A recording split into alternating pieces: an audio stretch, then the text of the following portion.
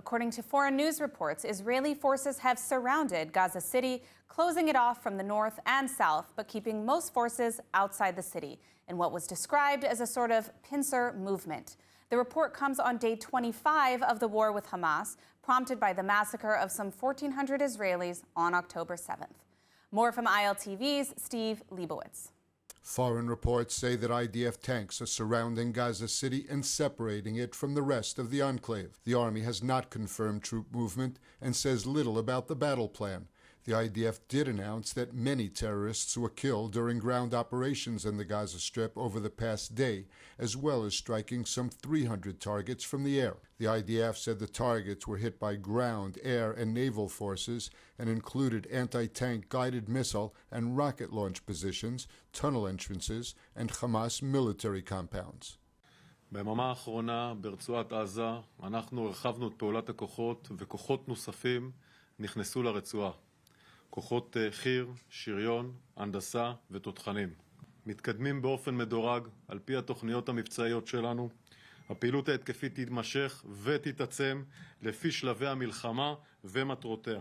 The IDF did not provide information on any potential casualties on the Israeli side. Prime Minister Netanyahu rejected calls for a ceasefire and said they were tantamount to surrender. Just as the United States would not agree to a ceasefire after the bombing of Pearl Harbor or after the terrorist attack of 9/11, Israel will not agree to a cessation of hostilities with Hamas after the horrific attacks of October 7th. Calls for a ceasefire are calls for Israel to surrender to Hamas, to surrender to terrorism, to surrender to barbarism. That will not happen. In the midst of battle, the army accomplished the rescue of Private Ori Megadish from Hamas kidnappers in a daring operation coordinated with security services. The Shin Bet and IDF did not reveal many details on how Megadish was rescued from Hamas captivity to prevent harm to future operations. It was revealed that the operation was planned for several days and that Hamas showed resistance. A moment of joy and hope spread throughout Israel as news spread of the IDF rescue operation in Gaza, successfully bringing home Private Ori Megadish from Hamas captivity. The young Israeli soldier reunited with her family and received a huge reception outside her home in Kiryat Gat. More on this report from ILTV's Devo Klein. A nation collectively grieving since October 7th breathed a brief sigh of relief as the Israel Defense Forces and the Shin Bet Security Agency said Private Ori Megadish was freed from Gaza captivity, is in good condition, and had reunited with her family. The Prime Minister hailed the operation as proof that Israel can and will rescue the hostages in Gaza. אני מברך את השב"כ ואת צה"ל על ההישג החשוב והמרגש הזה, הישג שמבטא את המחויבות שלנו להביא לשחרור כל החטופים. Megadish was an observation soldier taken hostage by Hamas when terrorists stormed the Nachal Oz base over 3 weeks ago. Spontaneous celebrations were held in Megadish's hometown of Kiryat Gat following the news that she had been freed. Family welcomed her home, neighbors gathered outside to celebrate, and indeed Israelis finally around the country celebrated the news.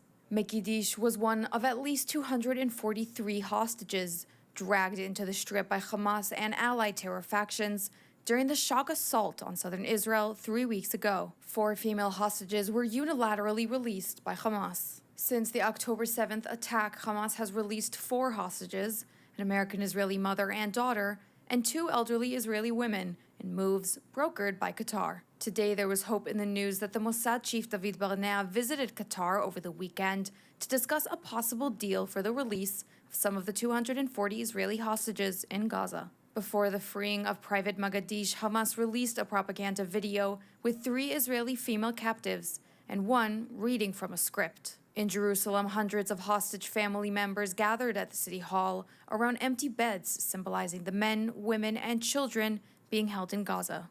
When I came here this morning and I saw all the beds, the empty beds here, I thought, where is my mommy? Where she slept this night?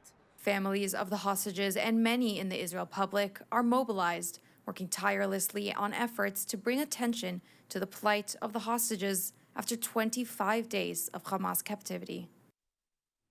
Well, the big question on the minds of millions of Israelis is, how are we going to bring them back? How are we going to bring back the more than 230 hostages being held by Hamas and Islamic Jihad in the Gaza Strip? Hamas has already demanded the release of thousands of Palestinian terrorists sitting in prison in exchange, but no such deal has been struck. Despite having no diplomatic relations with Israel, the state of Qatar is now in an unusual position of assisting in negotiations between the terror group Hamas and Israel. Will these newfound relations prove beneficial in the safe release of our hostages? Let's turn to Dan Pfefferman, Executive Director of Sharaka and Middle East Affairs Analyst, to discuss this delicate hostage negotiation. Dan, thank you so much for joining us. Yeah, thank you for having me. Now, obviously, Israel is in a very difficult position with the hostages and an ongoing ground operation. What impact, if any, will the ground operation have on relations with Qatar pertaining to the hostages? Two very difficult but different situations. It's hard to see the ground operation affecting Qatar. The ground operation is having already a massive effect in increasing the pressure against Hamas. However, the Qataris, if anything, are the uber pragmatists of the Middle East and especially of the Gulf region, seeking to maintain relations with anybody and everybody, all the way from Iran to Israel and the United States. And so Qatar is going to continue to try to maintain these relationships and to try to play what it seems to be a constructive role in helping to release the hostages. Now, Qatar was said to be involved with the release of the first two hostages, or 4 hostages actually. If Qatar has the ability to pressure Hamas to release more, why aren't they?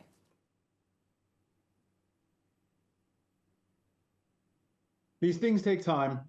It's clear that Qatar has leverages, has ways to pressure Hamas, but it doesn't completely control Hamas.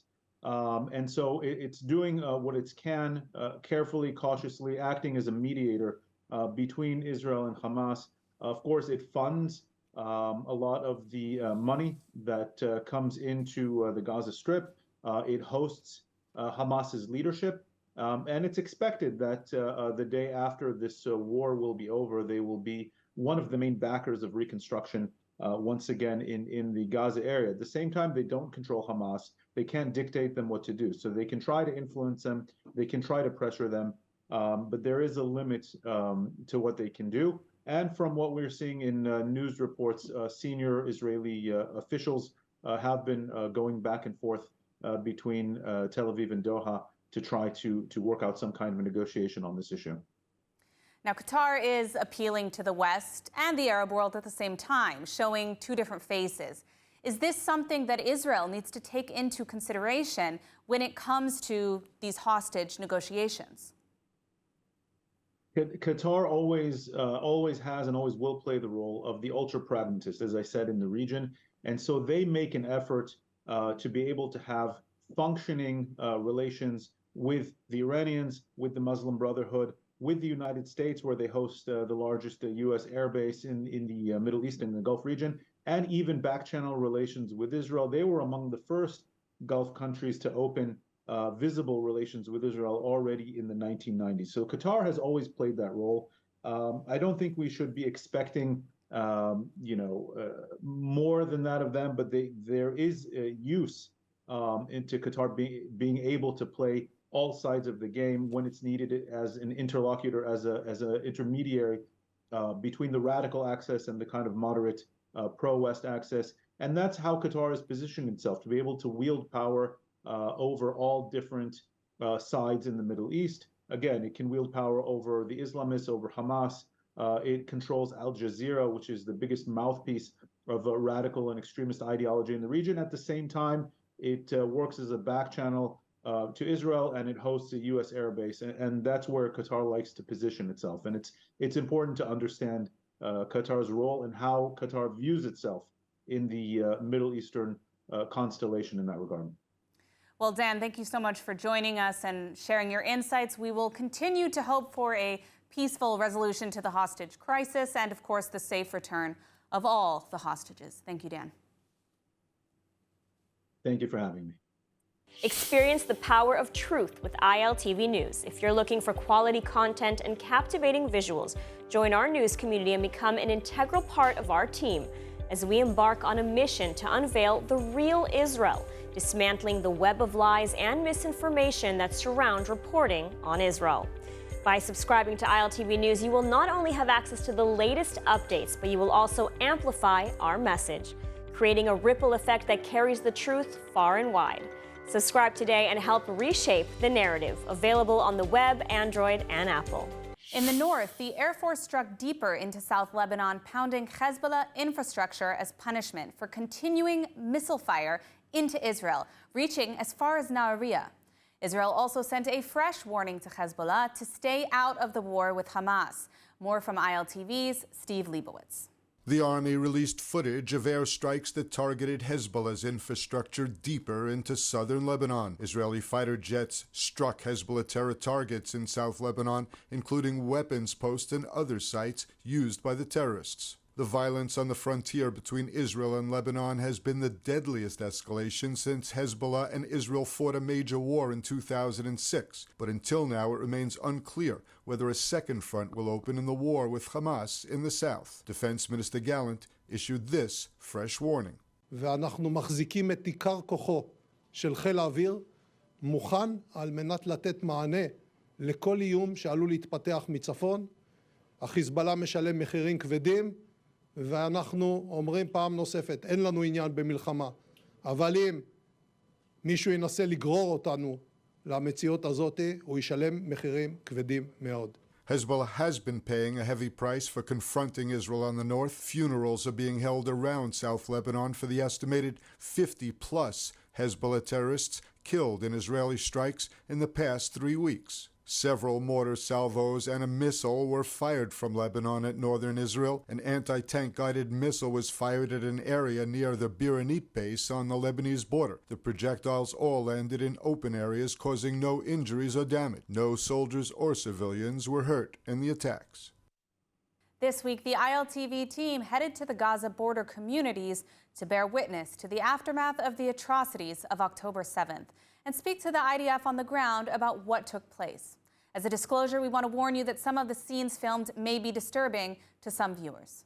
On October 7th, Palestinian Hamas terrorists stormed across the Gaza border and raided Israeli communities in southern Israel. One of the hardest-hit communities is that of Kibbutz Be'eri, the site of a massacre. The ILTV team joined JNS to document evidence of the massacre this week in the aftermath of a concerning trend of massacre denial. In Kibbutz Be'eri, at least 130 Israelis were murdered in cold blood, others kidnapped and taken to Gaza. Homes were targeted with rockets from above, and Hamas terrorists drove into the town, going house to house, torturing and killing men, women, and children. The scenes in Be'eri today are of utter destruction, and a smell of death still lingers in the air. Most of the homes burned down or destroyed from rockets. This was somebody's life.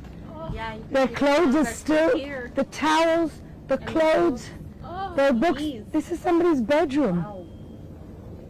Somebody's life. On the floor of the homes, still standing, there are massive pools of blood with knives, in some cases charred blood, from when the Hamas terrorists burned civilians alive after stabbing them. What happened here is a massacre, and it's unbelievable. Like, it looks like a horror movie. Exactly. That's what I'm saying, it doesn't even feel real, like I'm in shock.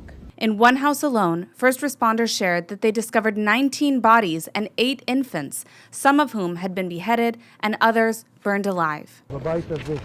נרצחו 19 אנשים, מתוכם 7 ילדים, שידיהם נחפתו, זה דבר שהוא בלתי נתפס על הדעת.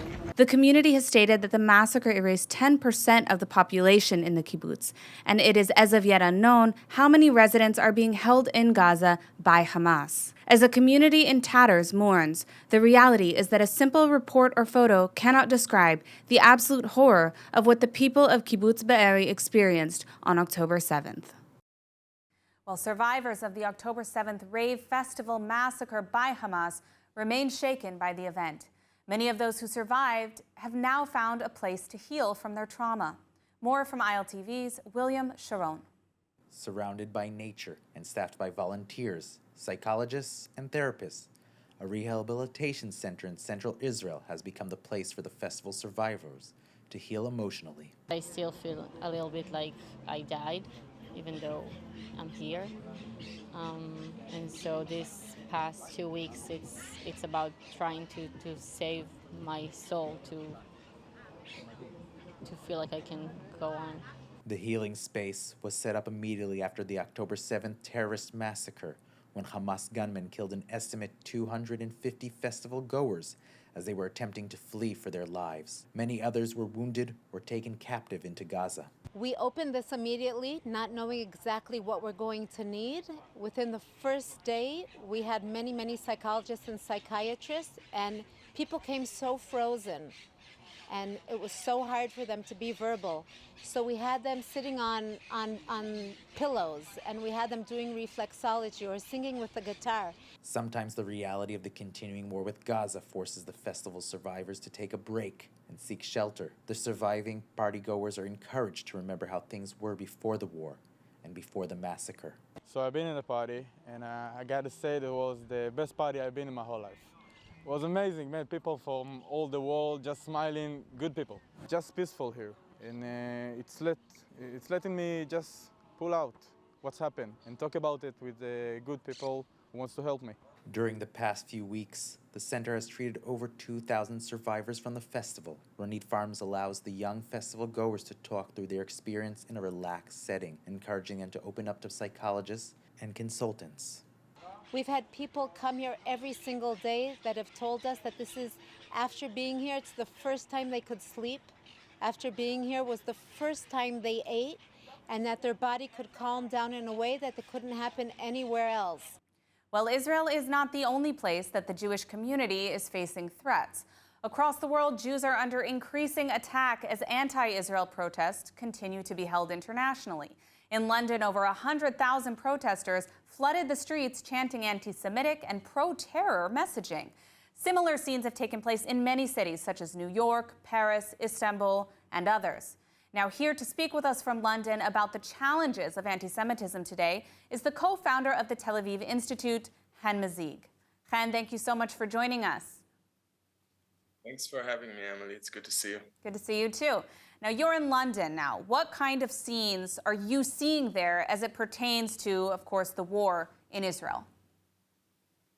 In the last few weeks, we've seen horrific scenes from London, footage of violence and chants to ethnically cleanse the Jews from Israel, genocide against the Jews. We've seen al-Qaeda flags being paraded in the UK, and the police is not doing anything. In fact, we've seen footage of police officers taking down signs of the kidnapped Israelis in London, and it's really disconcerting for the Jewish community. I spoke to many of the Jewish leaders in the UK, and just British Jews in general are feeling that their safety is at risk, and that it's something that is not happening just here, it's happening around the world. And now many pro-Palestinian or self-declared pro-Palestinian protests have had anti-Semitic, even pro-violent messaging in their chants. What is the Jewish community supposed to take from this type of behavior?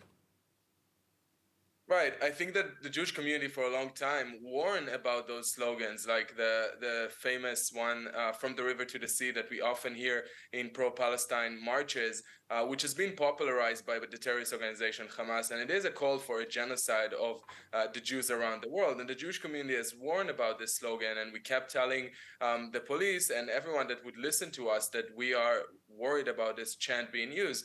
And we see that every time this chant is being used, violence erupt later. So it's not just a call for freedom. It's not just a call for equality or for peace. It's a call for ethnic cleansing. And when Jewish people hear that, we know exactly what it means. And we know that violence would come next. And if you don't mean violence against Jews, just say something else. Why do people insist chanting that and then saying that they don't hate Jews?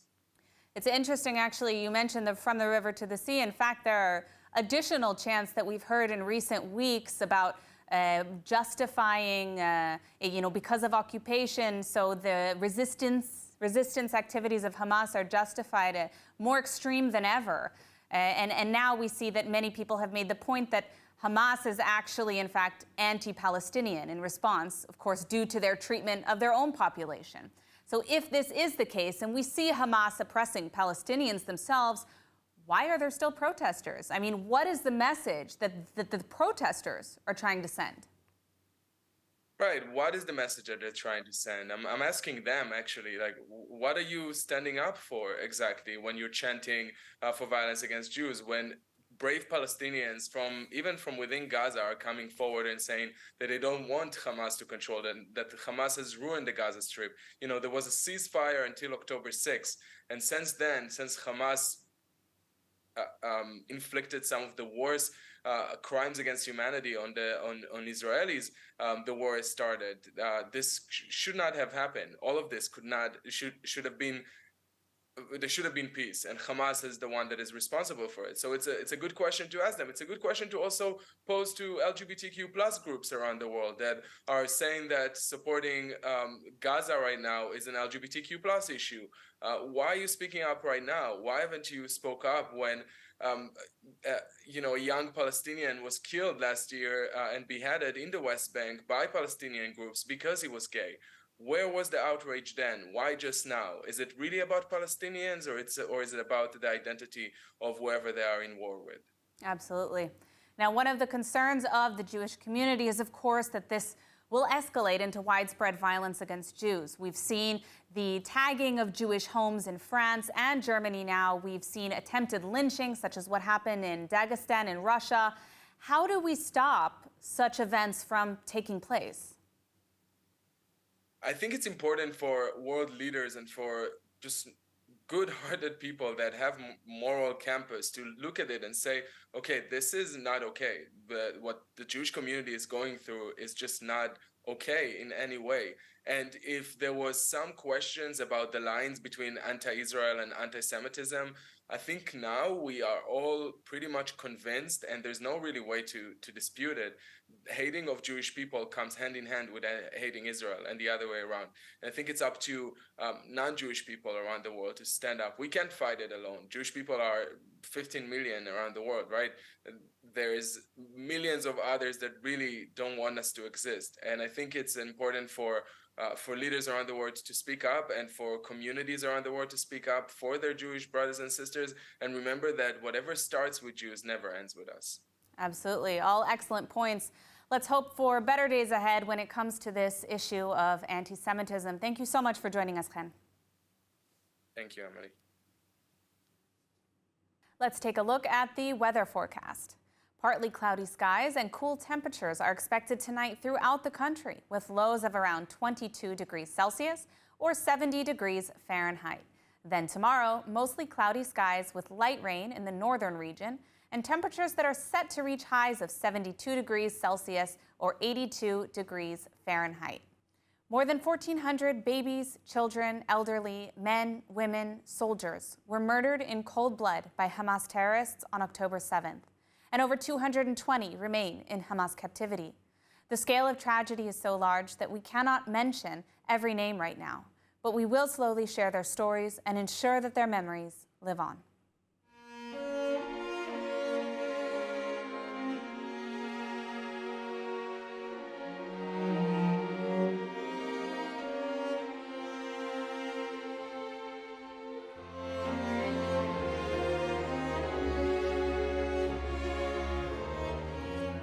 Not a single Israeli is not impacted by the horrific events of October 7th. Today, all of Israel stands together and mourns. That's all for today's news. For more updates from Israel on all your devices, check out our ILTV channels, subscribe to our ILTV newsletter, and don't forget to check out our new and improved website, iltv.tv, with all the latest news from the heart of the State of Israel. I'm Emily Schrader. Be well, and thank you so much for watching.